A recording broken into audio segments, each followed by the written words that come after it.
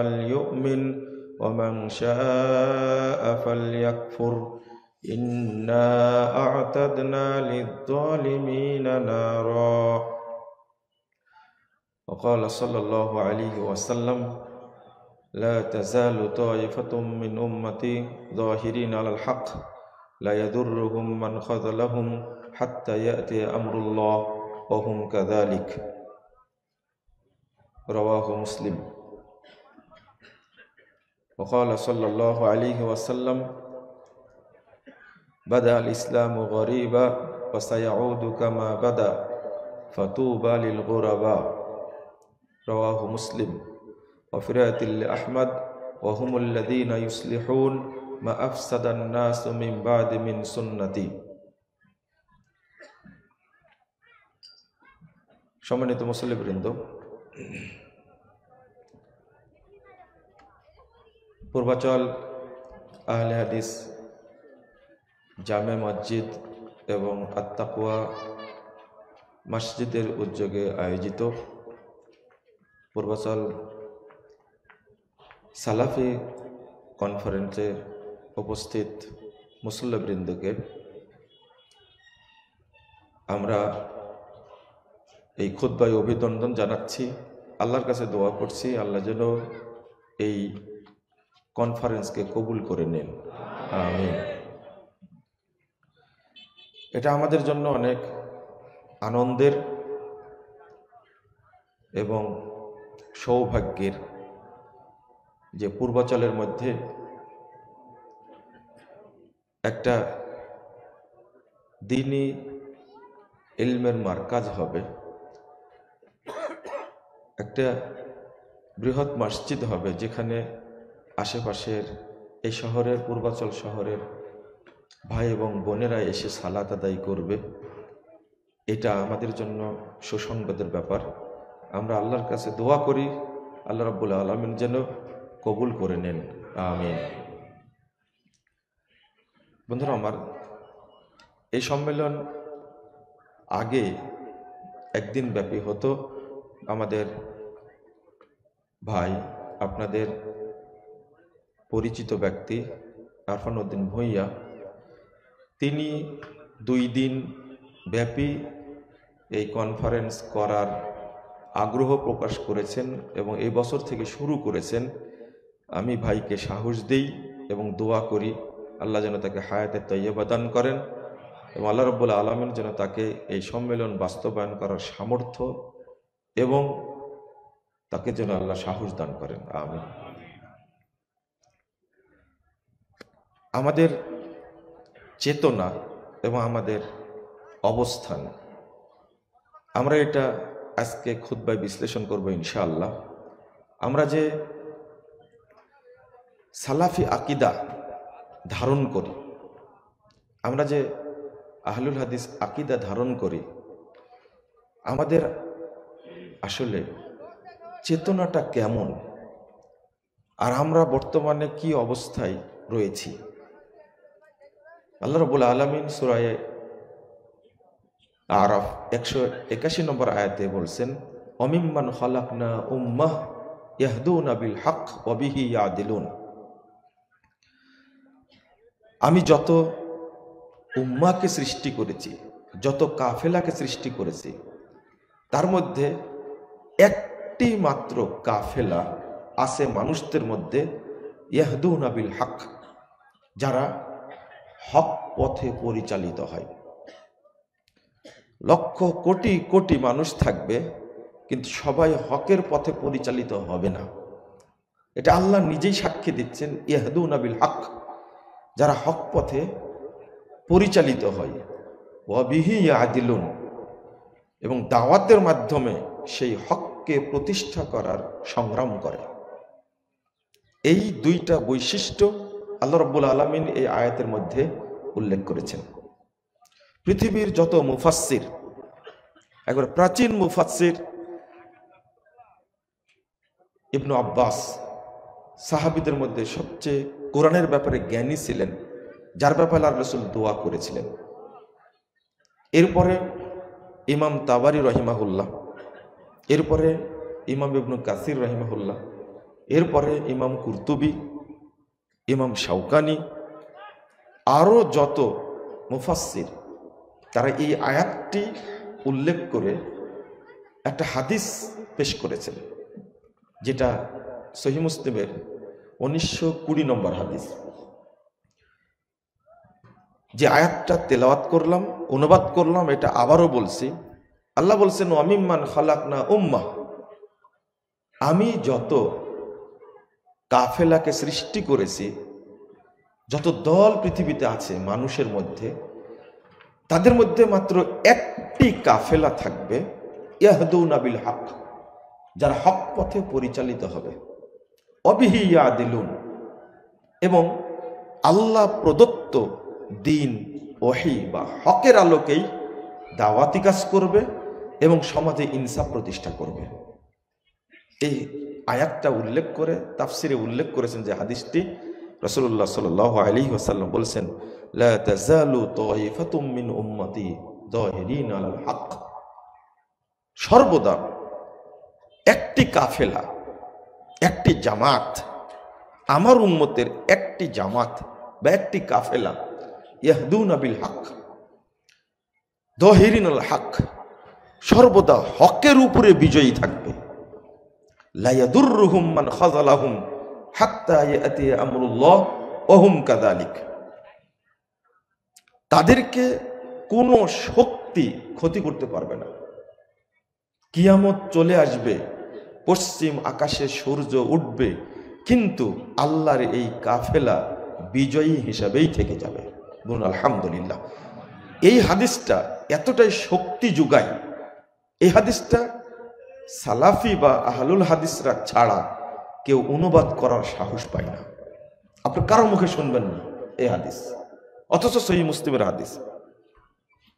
রাসূলুল্লাহ সাল্লাল্লাহু আলাইহি ওয়াসাল্লাম বলছেন, বাদাল ইসলামু গরীবা ওয়া সায়াউদু কামা বাদা, ইসলাম গরিবী হালাতে প্রবাসী হিসাবে অল্প কিছু সংখ্যক মানুষের মাধ্যমে যাত্রা শুরু করেছিল। সায়াউদু কামা বাদা, ইসলাম আবার ওই অল্প সংখ্যক মানুষের মধ্যে চলে যাবে। ফাতুবা লিল গুরাবা, রাসূল সাল্লাল্লাহু আলাইহি ওয়াসাল্লাম বলছেন এবার, তবে ওই অল্প সংখ্যক প্রবাসী মানুষদের জন্যই রয়েছে জান্নাতে প্রতিষ্ঠিত তওবা গাছের সুসংবাদ। আল্লাহ রাসূল বলছেন, ফাতুবা লিল গুরাবা, তাদের জন্য রয়েছে সুসংবাদ। জান্নাতে যে বিশাল একটি গাছ আছে, তওবা গাছ, এই গাছের ছায়ায় সবাই আশ্রয় গ্রহণ করতে পারবে না, সবাই যাবে না। আল্লাহ রাসূল এদের পরিচয় সম্পর্কে বলছেন, এরা কারা? মুসনাদে আহমদের মধ্যে এসেছে 16636 নম্বর হাদিস। আল্লাহ রাসূল বলছেন, ওয়াহুমুল্লাযীনা ইউসলিহুন মা আফসাদান নাসু মিন বাদি মিন সুন্নতি, এই অল্প সংখ্যক লোকের তোমরা বৈশিষ্ট্য দেখবা, যখন মানুষ আমার সুন্নাতকে নষ্ট করবে, আমার সুন্নাতকে পদদলিত করবে, আমার সুন্নাতকে বেদাত দ্বারা ঢেকে দিবে, ওহুমুল্লাযীনা ইউসলিহুন, ওই সময়ে এই অল্প সংখ্যক লোক তারা আমার সুন্নাতকে মানুষের সামনে উন্মুক্ত করবে, তারা আমার সুন্নাতকে প্রকাশ করে দিবে, তারা সংস্কার করে দিবে, বলে দিবে এটা হলো সুন্নাহ আর এটা হলো বিদআহ, এটা হলো তাওহীদ আর এটা হলো কি শিরক, এটা হলো তাওহীদ, এটা হলো তাগুত, এটা হালাল আর এটা হারাম, এইটা সহিহ হাদিস আর এটা জাল হাদিস। এই কথাগুলো পৃথিবীতে এক শ্রেণীর মানুষ বলে, যাদেরকে বলা হয় সালাফি বা আহলুল হাদিস। বলেন আলহামদুলিল্লাহ। কারো সাহস হয় না। আমরা বলতে পারি এই হাদিসটা জাল, এই মর্মে কোনো দলিল নাই, এই সাহসটা কাউকে আল্লাহ দেয়নি। একজন বক্তা বলছে যে কত সাহস করে বলছে যে আদম আলাইহিস সালামের সৃষ্টির পরে একাকী হয়ে গেলেন, তো আল্লাহ সুন্দরী এক মহিলা তৈরি করলেন, নাম হাওয়া, কিন্তু আদম আলাইহিস সালাম ফেলফেলা তার দিকে তাকায়, একবার তার গায়ে হাত দিতে যায়, আল্লাহ বললেন যে এই আদম হাত দিও না। এখনো তো বিয়েই হয়নি, বিয়ে করতে হলে মোহর লাগবে। মোহর কি? শেষ নবীর উপরে 10 বার দরুদ পড়ো। এটা যে আদম আলাইহিস সালামের উপরে কত বড় মিথ্যাচার! একজন নবী, জাতির পিতা, মুসলিম জাতির পিতা আদম আলাইহিস সালাতু ওয়াস সালাম, তিনি নাকি সুন্দরী মহিলার দিকে হাত বাড়ায়। নাউযুবিল্লাহ, আস্তাগফিরুল্লাহ। অথচ আল্লাহ বলছেন হাওয়াকে তার স্ত্রী হিসাবেই আল্লাহ তৈরি করেছেন। অখলাকা মিনহা জাওজাহা, আল্লাহ নিজে বলছেন তাকে সাধারণ মহিলা হিসাবে আল্লাহ সৃষ্টি করেননি, তাকে সৃষ্টি করেছেন তার স্ত্রী হিসাবে। তো বিয়ে লাগবে কেন? এটা একটা মিথ্যাচার। এটা আমরা বলতে পারি, আহলুল হাদিসরা বলতে পারে এই কাহিনীটা হলো মিথ্যাচার। এছাড়া অন্য কেউ সাহস করে বলতে পারবে না। এই লকবটা, এই উপাধিটা, এই সুনামটা মুহাম্মদুর রাসূলুল্লাহ সাল্লাল্লাহু আলাইহি ওয়াসাল্লাম নিজে বলছেন, ওয়াহুমুল্লাযীনা ইউসলিহুন মা আফসাদান নাসু মিন বাদি মিন সুন্নতি। এই অল্প সংখ্যক লোক তারাই, যখন মানুষ আমার সুন্নাহকে নষ্ট করবে, এই সমস্ত লোক তাদেরকে সংশোধন করে দেবে। বলুন আলহামদুলিল্লাহ। পৃথিবীতে যারা এই দাওয়াতি কাজ পরিচালনা করে আসে, যুগ যুগ ধরে তারা নির্যাতিত হয়, অপমানিত হয়। রাসূল সাল্লাল্লাহু আলাইহি ওয়াসাল্লাম বলছেন, ইন্না মিন ওয়ারাইকুম জামানা সাবরিন, 10,194 নম্বর হাদিস, তাবরানী কাবিরের মধ্যে এসেছে। সাহাবীরা শুনে রেখো, তোমাদের পরপরই একটা যুগ আসবে, ধৈর্যের যুগ। এই যুগে আমার সুন্নাতের উপরে কেউ প্রতিষ্ঠিত থাকতে পারবে না, খুব কষ্ট হবে, তারা অত্যাচারিত হবে, তারা নির্যাতিত হবে। সুন্নাত মানলেই তাদেরকে অপমান অপদস্থ করা হবে। মুহাম্মদুর রাসূলুল্লাহ সাল্লাল্লাহু আলাইহি ওয়াসাল্লাম বলছেন, লিল মুতামাসসিকি ফি, ওই যুগে যে ব্যক্তি আমার সুন্নাহকে শক্ত করে হাতে দাঁতে কঠিনভাবে ধরে থাকবে, ফালাহু আজরু 50 শাহীদা, তার জন্য 50 জন শহীদের মর্যাদা রয়েছে। একজন দুইজন না। কখন? আজকে দেখবেন সুন্নাতের উপরে প্রতিষ্ঠিত লোকের সংখ্যাই পাওয়া যাবে না, নেই বললেই চলে, নেই বললেই চলে। সবাই শিরিক এবং বেদাতের মধ্যে নিমজ্জিত। ইসলামপন্থী বলতে আমরা সবাই বুঝি মাজার পূজারী, কবর পূজারী, পীর পূজারী, খানকা পূজারী। নাউযুবিল্লাহ, আস্তাগফিরুল্লাহ। বেদাতের মধ্যে নিমজ্জিত। ইসলাম বলতে বুঝি বর্তমান আধুনিক জাহিলিয়াতের মধ্যে বহু মানুষ নিমজ্জিত। তো সেই মানুষটা কই? যখন আপনি হক কথাটা বলবেন, স্পষ্ট ভাষায় যখন বলবেন, স্মৃতিসৌধে গিয়ে নীরবতা পালন করলে ঈমানও যাবে, ইসলামও যাবে, ইসলাম থেকে খারিজে কাফের হয়ে যাবেন, এই কথা কেউ শুনবে? যখনই বলবেন শহীদ মিনারে দাঁড়িয়ে নীরবতা পালন করা হারাম, এটা ইসলামে নাজায়েজ, মুসলিমরা কেবল আল্লাহর সামনে মাথা নত করতে পারে, অন্য কোনো মূর্তি বা খাম্বার সামনে মাথা নত করতে পারে না। এই সাহস কেউ করবেও না, কেউ বলবেও না। কিন্তু যখন কোন আহলে হাদিস আলেম, কোন আহলে হাদিস তরুণ বলবে, সালাফি আকীদার ভাই বলবে, তখনই তার ব্যাপারে মামলা হবে, হামলা হবে, তার উপরে আক্রমণ হবে, তাকে অপমান অপদস্থ করা হবে। কিন্তু কথাটা চূড়ান্ত। ইব্রাহিম আলাইহিস সালাতু ওয়াস সালাম বলেছিলেন তার বাপ দাদাকে, মা হাদিহি তামাসিলুল্লাতি আনতুম লাহা আকিফুন, আব্বা এই সমস্ত খাম্বার কাছে দাঁড়িয়ে আপনারা কি করেন? তারা বলেছিল, নাহনু ওয়াজাদনা আবাগানা লাহা আবিদুন আকিফুন, আমরা দেখেছি আমাদের বাপ দাদাদেরকে তারা এই সমস্ত খাম্বার সামনে, মূর্তির সামনে দাঁড়িয়ে নীরবতা পালন করত, কিছু চাইতো। ইব্রাহিম আলাইহিস সালাতু ওয়াস সালাম আল্লাহর কাছে কসম করে বললেন, ওয়াতাল্লাহি লাকিদান্না আসনামাকুম বা'দা আন তুওয়াল্লু মুদবিরিন, যখন তোমরা সবাই মেলায় চলে যাবে অনুষ্ঠান করতে, আমি আল্লাহর কসম করে বলছি সমস্ত মূর্তি খাম্বাকে ভেঙ্গে আমি চুরমার করে দেব। এতে ইব্রাহিম আলাইহিস সালাম বলেছিলেন, ফাজালাহুম জুজাতা ইল্লা কাবীর আল্লাহুম, একটাকে রেখে বাকিগুলো সবগুলো চুরমার করে দিলেন। এই বক্তব্য থেকে তার সাহস পায় না। সাহস না আপনার পারেন কি? নিজেই বাপ পীর ছিল, মরে গেছে, সেই পীরের উপরে কবর রচনা করে সারা দেশের মানুষকে মুশরিক বানাচ্ছে, সে কি এই উঁচু কবরের বিরুদ্ধে কথা বলবে? কখনোই না, কখনো সাহস পাবে না। এ সমস্ত মূর্তি পূজা, খাম্বা পূজা, এ সমস্ত কবর পূজা ইসলামে নাই, হারাম। পূজা করতে গেলেই ইসলাম থেকে সে বহিষ্কার হয়ে যাবে, সে আর মুসলিম থাকবে না, সে কাফের এবং মুশরিক হবে, নিঃসন্দেহে মুশরিক হয়ে যাবে। এটা হলো চূড়ান্ত কথা।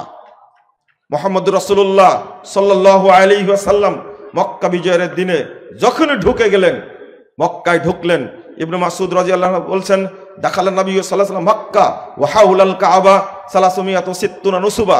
কাবার ভিতরে মূর্তি ছিল না, কাবার ভিতরে মূর্তি ছিল না। আল্লাহ রাসূলের সাহাবী ইবনে মাসউদ রাদিয়াল্লাহু আনহু বলছেন, কাবার চতুর্পাশে 360টি মূর্তি সাজানো ছিল। ফাজালা ইয়াতাওয়ানহু বিউদিন ফিয়াদিহি, আল্লাহর রাসূলের হাতে থাকা লাঠি দেয়া মূর্তিগুলোকে এক হাতে ভেঙ্গে চুরমার করে দিলেন। মুখ থেকে বের হচ্ছে ওয়াজাল হক ওয়াজহাকাল বাতিল ইন্নাল বাতিলা কানা যাহুকা, হক এসে বাতিল চুরমার হয়েছে, বাতিল চুরমার হওয়ারই যোগ্য।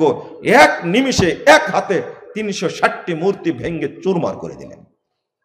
এই মূর্তিগুলো তার বাপ দাদাদের মূর্তি ছিল, তাদের পূর্বপুরুষদের মূর্তি ছিল। মূর্তির কোনো দাম নাই, কোনো দাম নাই। অপমান করে ভেঙ্গে চুরমার করে দিলেন।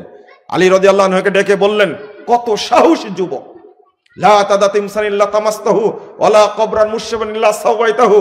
আলী শোনো, জমিনের বুকে যত মূর্তি পাবা, যত ছবি পাবা, যত উঁচু কবর পাবা, সবগুলো ভেঙ্গে চুরমার করে দেবে, একটিও যেন না থাকে। সাহাবীরা জিজ্ঞেস করতেন মূর্তি ভাঙ্গার এবং নির্দেশ দেওয়ার কারণে জিজ্ঞেস করে, লিমাযা আরসালাকা রাব্বুক আরসালাকা রাব্বুক, হে আল্লাহর নবী, আপনাকে আল্লাহ কেন পাঠিয়েছেন? আল্লাহ রাসূল সাল্লাল্লাহু আলাইহি ওয়াসাল্লাম গর্জে উঠে বলছেন, তিনি বলছেন, ইয়াসালিল আরহাম, আল্লাহ আমাকে পাঠিয়েছেন আত্মীয় স্বজনদের সাথে ভালো সম্পর্ক রাখার জন্য, ওয়ালি কাসরিল আসনাম, আর পৃথিবীর যত মূর্তি সব ভেঙ্গে ফেলার জন্য। সাহাবীদেরও এই সাহস ছিল।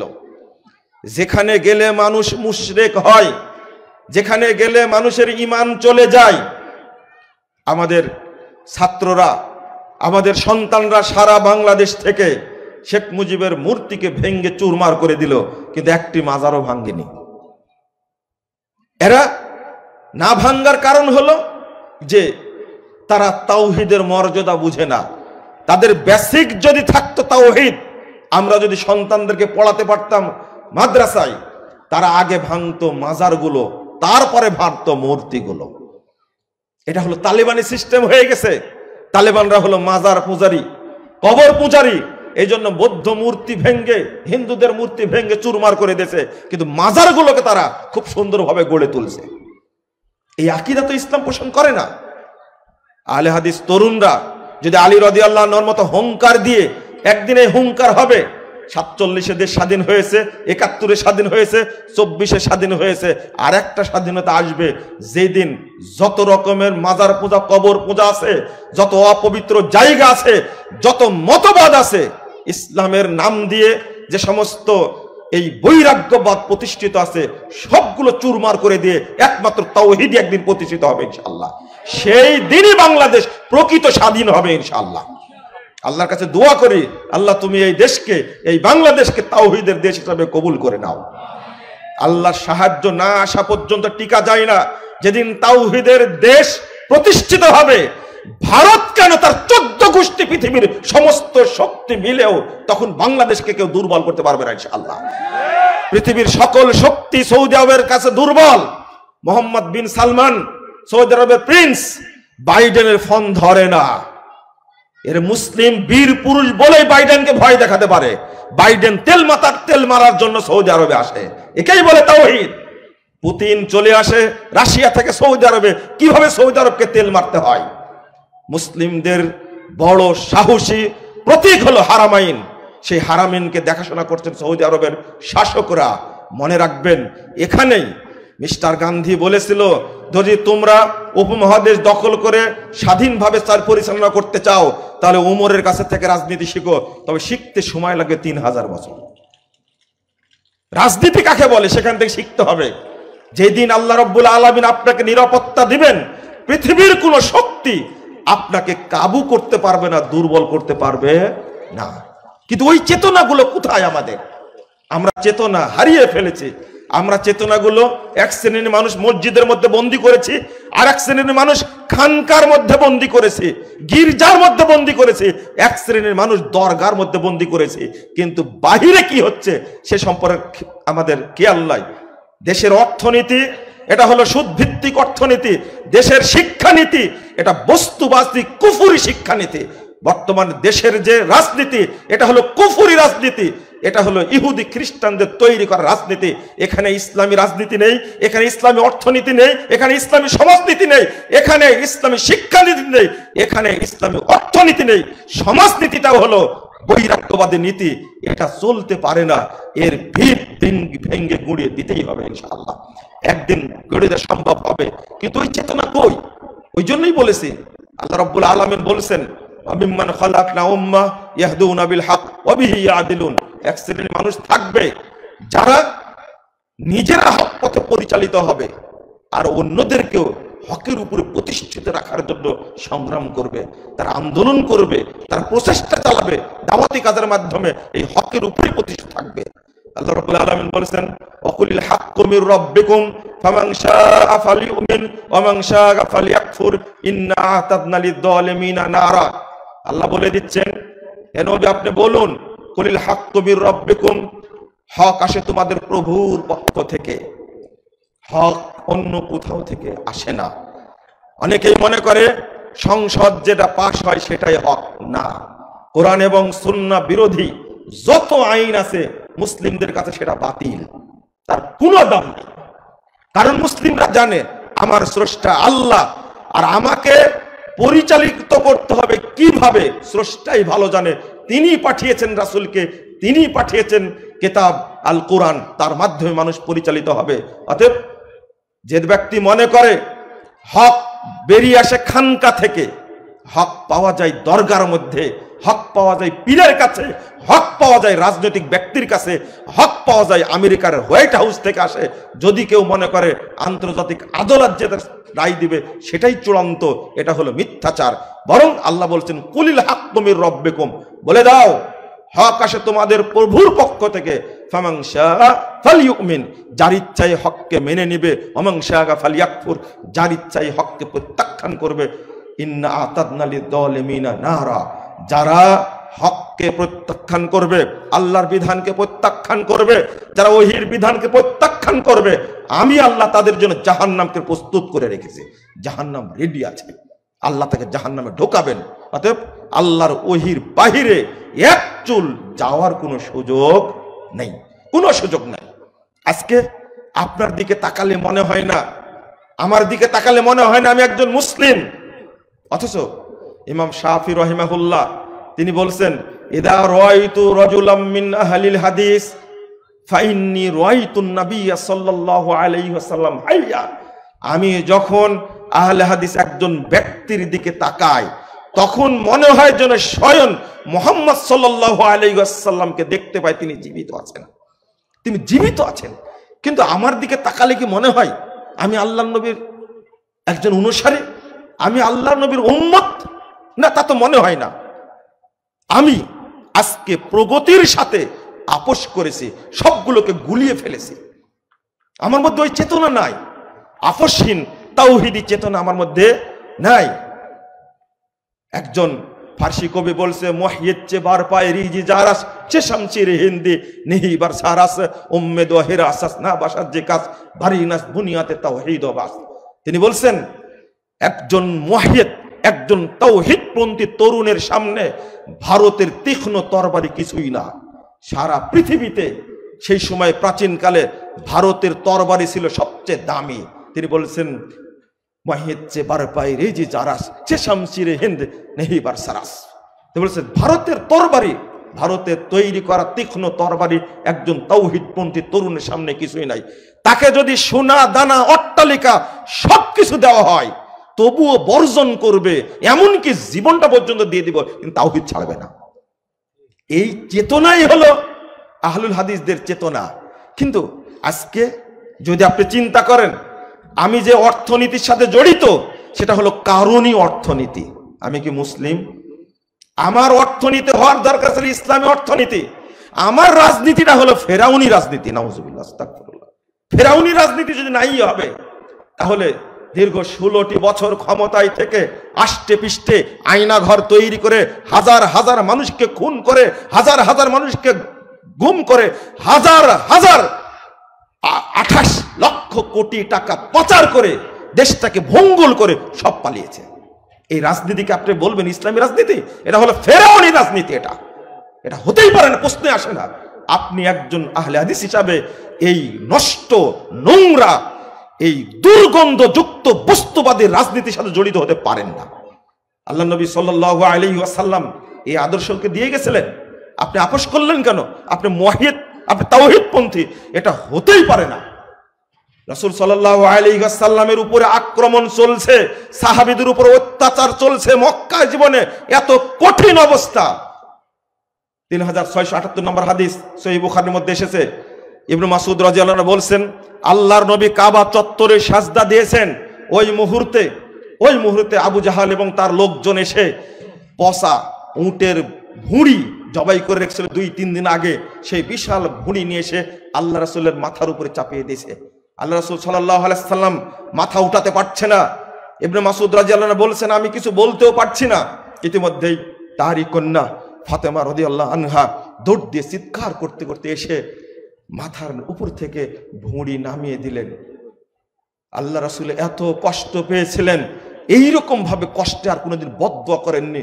আল্লাহ রাসূল বলতেই থাকলেন, আল্লাহুম্মা আলাইকা বিকুরাইশ, আল্লাহুম্মা আলাইকা বিকুরাইশ, আল্লাহুম্মা আলাইকা বিকুরাইশ, আল্লাহুম্মা আলাইকা বিআবি জাহাল, আল্লাহুম্মা আলাইকা বিউতবা ইবনে আবি মাইত, আল্লাহুম্মা আলাইকা উবাই ইবনে খালফ। বলতেই থাকলেন, আল্লাহ তুমি কুরাইশদেরকে ধ্বংস করো, আল্লাহ তুমি কুরাইশদের ধ্বংস করো, আল্লাহ তুমি কুরাইশদের ধ্বংস করো, আল্লাহ তুমি উবাই ইবনে খালফকে ধ্বংস করো, আল্লাহ তুমি আবু জাহালকে ধ্বংস করো। দোয়া করেছিলেন। এই দোয়া 10 বছর পরে কবুল হয়েছিল বদরের ময়দানে। আল্লাহ সহ্য করতে পারেননি, কত কষ্ট পেয়েছিলেন। মুহাম্মদুর রাসূলুল্লাহ সাল্লাল্লাহু আলাইহি ওয়াসাল্লাম তিনি বসে আছেন, বাড়ি থেকে তাড়িয়ে দেওয়া হয়েছে, পাহাড়ের কোলে বসে আছেন। আবু জাহাল যাওয়ার পথে পাথর মেরে তার মাথাটা ফাটিয়ে দিল, রক্ত বের হচ্ছে ঝরঝর করে। এত অত্যাচারের মধ্যে বেলাল রাদিয়াল্লাহু আনহুকে অত্যাচার করছে, আম্মারকে, তার মা সুমাইয়াকে, তার বাপ ইয়াসিরকে এত অত্যাচার করছে, কিন্তু কিছুই বলতে পারছেন না।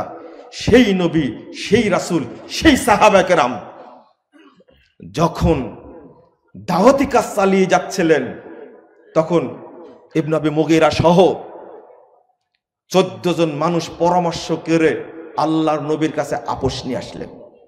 আপোষ করে প্রস্তাব দিচ্ছেন, শোনো ভাতিজা, শোনো, আর কতদিন দ্বন্দ্ব করবো আমরাই তো, এখন তো দ্বন্দ্ব করার দরকার নাই। কি সুন্দর প্রস্তাব। ইন তুরিদু মালান ফা জামানা মুআলানা হাত্তা তাকুনা আকসারানা মালান।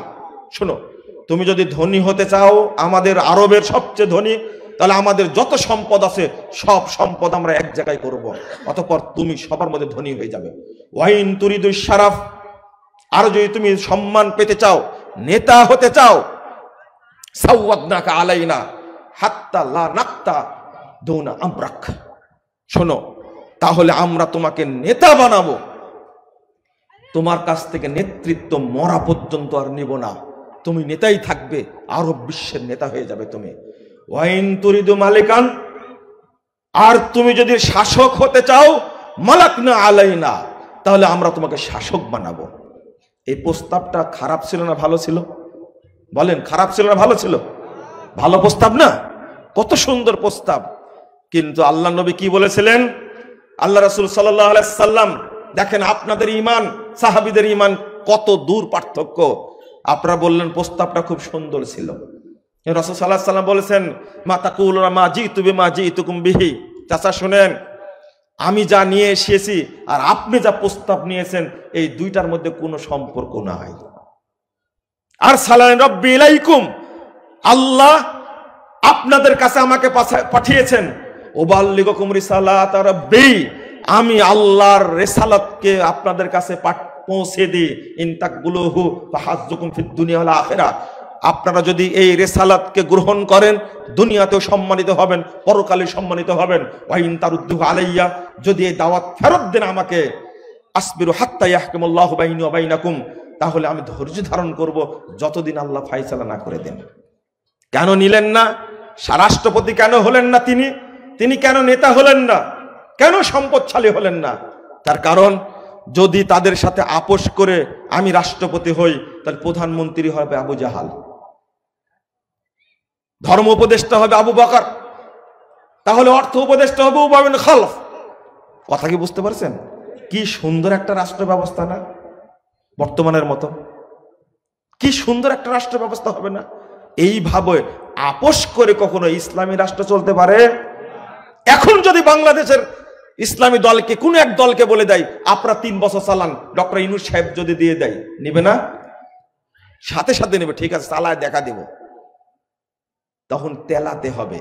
কিন্তু ওই মানুষটাই যখন মদিনায় গেলেন, কি মদিনার রাষ্ট্রনায়ক হয়ে গেলেন না তিনি? কেন হলেন? ইসলাম কারো সাথে আপোষ করে না। আপনারা সবসময় ওই পথ তৈরি করতে চান যে পথ গুজামিল দিয়ে চলবে। আল্লাহ এর প্রতিবাদ করে বলে দিয়েছেন, আল্লাহ রাব্বুল আলামিন বলছেন, ইয়াকুলুনা নুমিনু বিবাদ ওয়া নাকফুরু বিবাদ। তারা চায় আমরা কিছু ইসলাম থেকে নিব আর কিছু ছেড়ে দিব, অতএব দুইটা সমন্বয় করে কিছু নিব বস্তুবাদী মতবাদ থেকে, কিছু নিব কোরআন থেকে, কিছু নিব হাদিস থেকে, কিছু নিব ফেক থেকে, কিছু নিব গণতন্ত্র থেকে, কিছু নিব ধর্মনিরপেক্ষ মতবাদ থেকে, কিছু নিব জাতীয়তাবাদ থেকে, কিছু নিব পুঁজিবাদ থেকে। তাহলে সব মিলে সুন্দর একটা পথ তৈরি হবে, তাই না? আল্লাহ বলছেন, ওয়ায়ুরিদুনা আইয়াত্তাখিযু বাইনা যালিকা সাবিলা, এই দুইটা মিলে সুন্দর একটা পথ তৈরি করব। আল্লাহ বলে দিচ্ছেন, উলাইকা হুমুল কাফিরুনা হাক্কা, যারা এই কাজ করে তারাই অরিজিনাল কাফের, তারাই একবার ফ্রেশ কাফের, একবার প্রকৃত কাফের, হক কাফের তারাই। আপনি বুঝলেন না?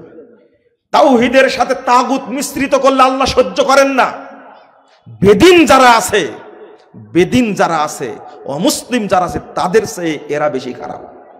কারণ এরা তাওহীদকে তাগুতের সাথে মিশ্রিত করেছে, তারা তাওহীদকে শিরকের সাথে মিশ্রিত করেছে, তারা ঈমানকে কুফরের সাথে মিশ্রিত করেছে। এটাকে আল্লাহ সহ্য করেন না। আল্লাহর মর্যাদা অনেক বেশি, অনেক বেশি। আপনি কখনোই শুধু আল্লাহ আল্লাহ আল্লাহ বলতে পারেন না। কেন জানেন? আল্লাহ শব্দটি উচ্চারণ করতে হলেও আপনাকে আবার অন্তর পবিত্র থাকা লাগবে। এই জন্য আল্লাহ শিখিয়ে দিয়েছে নাকি লা ইলাহা, তারপরে কি? হ্যাঁ, আগে প্রত্যেকবার যখন বলবেন তখন আপনার আবর্জনা মুক্ত থাকতে হবে, আপনার অন্তর শিরিক মুক্ত, তাগুত মুক্ত, মুখ তাগুত মুক্ত, শিরিক মুক্ত থাকতে হবে। তারপরে বলবেন কি? ইল্লাল্লাহ। আগে পবিত্র হয়ে নিলেন, তারপরে বললেন কি? আল্লাহ। আপনি শুধু বলবেন হু হু আল্লাহ আল্লাহ আল্লাহ, এটা বলাটা হারাম। আগে বলতে হবে লা ইলাহা, তারপর বলতে হবে কি? ইল্লাল্লাহ। এটা হলো তাওহীদের শিক্ষা। তাহলে আল্লাহ শব্দটা মুখ দিয়ে উচ্চারণ করতে হলে শর্ত আছে। সেখানে কি তাওহীদের সাথে তাগুত মিশ্রিত করা যায়? ইসলামের সাথে জাহেলিয়াতকে মিশ্রিত করা যায়? কখনোই না। আল্লাহ রাব্বুল আলামিন বলেছেন, ইন্নাদ দীনা ইনদাল্লাহিল ইসলাম, আল্লাহর কাছে কেবল মনোনীত দ্বীন হলো ইসলাম। এর সাথে কোনো জিনিসকে মিশ্রিত করা যাবে না, সম্পৃক্ত করা যাবে না। অথচ আমরাই নামাজ পড়ি, আবার গণতন্ত্রের সবক দিই। গণতন্ত্র মানে কি? মানে কি? মানুষের আইন। এটা কি জায়েজ? বলাটা জায়েজ এটা? আবার একটা ইসলামী দলের নেতা বলেছে আল্লাহর নবী ছিলেন গণতন্ত্রের মূর্ত প্রকৃত। কিছুই বুঝে না, আসলে ভাষাটা কিছুই বুঝে না। আল্লাহ রাব্বুল আলামিন বলছেন, ওয়ামাইয়াবতাগি গায়রাল ইসলামি দীনা ফালাই ইউকবাল মিন। 85 নম্বর আয়াত সূরা আল ইমরান। যে ব্যক্তি ইসলাম ছাড়া অন্য কিছুকে তালাশ করবে, অনুসরণ করবে, তার পক্ষ থেকে সেটা গ্রহণ করা হবে না। আল্লাহ বলছেন, ওয়াহুয়া ফিল আখিরাতি মিনাল খাসিরিন, সে পরকালে জাহান্নামীদের অন্তর্ভুক্ত হবে। আল্লাহ রাব্বুল আলামিন বলছেন সূরা বাকারা 85 নম্বর আয়াত, আফাতুমিনুনা বিবাদিল কিতাবি ওয়া তাকফুরুনা বিবাদ, তোমরা আল্লাহর কিতাবের এক অংশ মানবে আর এক অংশের সাথে কুফরি করবে। ফামা জাযাউ মান ইয়াফআল যালিক ইল্লা খিজুন ফিল হায়াতিদ দুনিয়া ওয়া ইয়াউমাল কিয়ামাতি ইউরাদ্দুনা ইলা আশাদ্দিল আযাব। এই মুনাফিকি আচরণ যাদের মধ্যে থাকবে তারা পৃথিবীতেও লাঞ্ছিত হবে, পরকালেও জাহান্নামে নিক্ষিপ্ত হবে। ফালা ইউখাফফাফু আযাবুহুম, তাদের শাস্তি কোনোদিন হালকা করা হবে না। কত কড়া কঠিন বক্তব্য আল্লাহ রাব্বুল আলামিনের। তো আমি কিভাবে আপোষ করতে পারি? বরং প্রত্যেকটা মুসলিমের উপর আবশ্যক হলো ইসলাম ব্যতীত বাকি যত থিওরি, মতবাদ, ইজম, তরিকা, মাযহাব রয়েছে, দর্শন রয়েছে, সবগুলোকে পায়ে মারিয়ে দেওয়া, সবগুলোকে কবর দেওয়া। আল্লাহ কি বলছেন? ওয়াল্লাযী আরসালা রাসূলাহু বিল হুদা ওয়া দীনিল হক লিইয়ুযহিরাহু আলাদ দীনি কুল্লি ওয়ালাউ কারিহাল মুশরিকুন। আল্লাহ বলছেন, ওই আল্লাহ যিনি রাসূলকে পাঠিয়েছেন সত্য দ্বীন এবং হেদায়েত দ্বারা পাঠিয়েছেন, লিইয়ুযহিরা আলাদ দীনি কুল্লি, যত ধর্ম, দর্শন, থিওরি, মাযহাব, মতবাদ, তরিকা, ইজম প্রচলিত আছে সবগুলোর উপরে ইসলামকে বিজয়ী করার জন্য। এটা কি শুধু রাসূলের দায়িত্ব? আল্লাহ রাসূল কি এখন আছেন? এই দায়িত্ব কি তার উম্মতের উপরে না? আমি আপনি কিভাবে আপোষ করে আমি কিভাবে আল্লাহ রাসূলের প্রিয় অনুসারী হব, আল্লাহ রাসূলের প্রিয় উম্মত হব, আল্লাহর প্রিয় বান্দা হব, এটা কিভাবে সম্ভব? আল্লাহ রাব্বুল আলামিন বলেছেন, ওয়া মান ইয়াকফুর বিত-তাগুত ওয়া ইউমিন বিল্লাহ ফাকাদ ইসতামসাকা বিল উরওয়াতিল বুসকা লা ইনফিসামা লাহা। আল্লাহ বলছেন, যে ব্যক্তি তাগুতের সাথে কুফরি করবে, ওয়া ইউমিন বিল্লাহ, এবং আল্লাহর প্রতি ঈমান আনবে, ফাকাদ ইসতামসাকা বিল উরওয়াতিল বুসকা, তখনই আল্লাহ প্রদত্ত হেদায়েতকে ধরতে পারবে। কথা মনে বোঝা গেল না? আগে শর্ত হলো সবগুলোর সাথে সম্পর্ক ছিন্ন করা। আপনাকে কাফের হতে বলছেন আল্লাহ, এরপরে বলছেন তুমি মুমিন হও, তাহলে আমি আল্লাহ হেদায়েত দেব। তা আপোষ করে কখনো কি হেদায়েত পাওয়া যায়? কখনোই পাওয়া যাবে না আপোষ করে। কোনোদিন আপোষ করে হেদায়েত পাওয়া যাবে না। এটা আমাদের বৈশিষ্ট্য না। এটা কিভাবে মানুষকে বুঝাবো? এখন বলা হচ্ছে, আমাকে একজন বলছে যে মুজাফফর সাহেব আর কতদিন আকীদা তাওহীদের বক্তব্য দিবেন? আমি বললাম যে কি করতে হবে তাহলে? কোন দিন এমপি হবেন, কোন দিন মন্ত্রী হবেন। আমি বললাম, আপনারা তো এমপি মন্ত্রী হলেন, দীর্ঘদিন তো ক্ষমতায় থাকলেন, কিন্তু 2টা মিনিট সময় পেলেন না বক্তব্য রেকর্ড করার জন্য। এই কথা সেলাই করে কি লাভ? কথা বুঝতে পারেননি? একটি দল বিএনপি এত কষ্ট করলো, স্বৈরাচার তাড়ানোই তাদের নাকি কাজ, কিন্তু একজন বৃদ্ধা মহিলা 80-81 বছর বয়স, এই মহিলাটাকে চিকিৎসার জন্য দেশের বাহিরে নিয়ে যাবে, কত আন্দোলন সংগ্রাম করলো, কিছুই করতে পারি, পাসপোর্টই দেয়নি তাকে। ফখরুল সাহেবের নামে মাত্র 750 মামলা। এই কথা সেলাই করে কি লাভ? বুঝেননি মনে হয় কথাটা আমার? আপনারা এমপি মন্ত্রী হন, আমাদেরকে শান্তিতে থাকতে দেন, আমরা তাওহীদের মানহাজের কিছু ওয়াজ করি, তাও তো করতে পারছেন না। কয়টা মামলা ফখরুল সাহেবের উপরে? 750 মতো মামলা। চিন্তা করেন, জামাত ইসলামের ভাইয়েরা এতদিন থেকে সংগ্রাম রাজনীতি করছে, এমপি মন্ত্রী হলেন, কত দাপট দেখালেন, একবারে ডাগা ডাগা নেতাকে ফাঁসির কাস্টে ঝোলায়া শেষ করে দিলেন, কিছুই করতে পারেননি। সাইদি সাহেবের সাথে জেলখানায় ছিলাম, এত বড় একজন আলেম, বিশ্ববিখ্যাত একজন মুফাসসির, কত মর্যাদা তার, 13টি বছর জেলখানায় রেখে রেখে রেখে রেখে একবারে তিলে তিলে মারলো, মারতে যখন পারলই না ইঞ্জেকশন পুশ করে তাকে হত্যা করলো, কিছুই করতে পারেনি। তা আপনারা যদি করতে পারেন, আপনারা রাজনীতি করলেন, মন্ত্রী হলেন, প্রধানমন্ত্রী হলেন, রাষ্ট্রপতি হলেন, কিন্তু কি করলেন? দেশটাকে ভঙ্গুর করে দিয়েছেন। আমাদের দ্বারা এই ক্ষতিটা হয়নি, আলহামদুলিল্লাহ। আমরা এই ক্ষতিটা করতে পারি না। আমরা যেমন ভাবে মসজিদে গিয়ে আল্লাহর কাছে ইবাদত করি, আল্লাহর কাছে চাই, তেমনি রাজনৈতিক জীবনে ওই রকম জবাবদিহিতা চাই, তেমনি অর্থনৈতিক জীবনে ওরকম জবাবদিহিতা চাই। কিন্তু এই জবাবদিহিত কোন রাজনৈতিক দলের মধ্যে নাই, কোন রাজনৈতিক দলের মধ্যে নাই। লা হাওলা ওয়ালা কুওয়াতা ইল্লা বিল্লাহ। আমরা কখনো এটা চাই না। এই পার্থক্যটা বুঝতে হবে, কেন আল্লাহ রাব্বুল আলামিন আমাদের দেশে রহমত নাজিল করে না। আর আপনি সৌদি আরবকে সারা দিন গালি দিচ্ছেন, কয়েকশো বছর যাবত গালি দিচ্ছেন, কিন্তু সৌদি আরবের অর্থনীতির সাথে সারা পৃথিবী পারবে না। পারবে কি? আপনার হিংসা হচ্ছে, আল্লাহ ওখানে কেন নাজিল করে? আমি এই প্রশ্ন করেছিলাম আল্লামা সাইদি সাহেবকে রাহিমাহুল্লাহ, বলেন তো ওখানে বোমা হামলা হয় না কেন? বোমা হামলা হয় পাকিস্তানে, বোমা হামলা হয় আফগানিস্তানে, বোমা হামলা হয় বিভিন্ন দেশে, সিরিয়ায় মানুষ মরে শেষ হয়ে যাচ্ছে, কেন সৌদি আরব, কুয়েত, দুবাইয়ে এখানে 2-4 টন বোমা হামলা হতে পারে না, মানুষ মরতে পারে না? তখন বলছে, আমি বললাম যে আপনি কালকে জবাব দেবেন, আজকে না। তখন বলছে, বাবা জবাবটা এখনই নাও। তিনি এত সুন্দর করে আয়াতটা তেলাওয়াত করলেন, আল্লাযীনা আমানু ওয়া লাম ইয়ালবিসু ঈমানাহুম বিযুলমিন উলাইকা লাহুমুল আমনু ওয়া হুম মুহতাদুন। তিনি বলছেন, শোনো, আল্লাহ বলে দিয়েছেন যারা ঈমান আনবে আর ঈমানের সাথে শিরক মিশ্রিত করবে না, আল্লাহ রাব্বুল আলামিন নিজে তাদেরকে আল্লাহর পক্ষ থেকে দুনিয়াতেও নিরাপত্তা দিবেন, পরকালে নিরাপত্তা দিবেন বলে দিলেন। তো জ্ঞান তার নাই এমনটা না। বুকে বুকে হাত দিয়ে এইভাবে বলতেন, বাবা দোয়া করো আমার জন্য, কারণ আহলে হাদিসদের দোয়া কবুল হয়, তারা শিরিক বিদআত অন্তত করে না। এই কথা বলতেন, মাঝে মাঝেই বলতেন। আমি আপনাকে বলছি কেন আপোষহীন থাকতে হবে। আপোষহীন থাকতে গিয়ে আপনার উপরে অত্যাচার হবে, নির্যাতন হবে, তাই বলে কি আপনি বাতিলের সাথে আপোষ করবেন?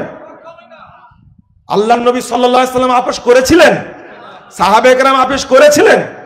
কি বলেন আপোষ মানে? খুবাইব রাদিয়াল্লাহু আনহু কেমন সাহাবী, তারপরে আসিম ইবনে সাবিত রাদিয়াল্লাহু আনহু। খুবাইব রাদিয়াল্লাহু আনহু সম্পর্কে আপনারা বর্ণনা শুনেছেন।